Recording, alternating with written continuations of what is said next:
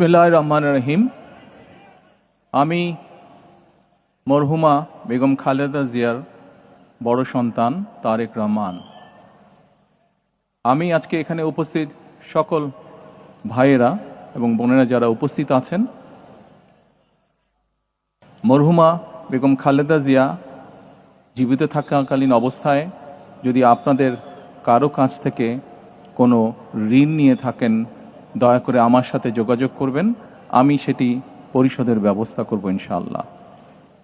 একই সাথে উনি জীবিত থাকাকালীন অবস্থায় ওনার কোনো ব্যবহারে, ওনার কোনো কথায় যদি কেউ আঘাত পেয়ে থাকেন, তাহলে মরহুমার পক্ষ থেকে আমি আপনাদের কাছে ক্ষমা প্রার্থী।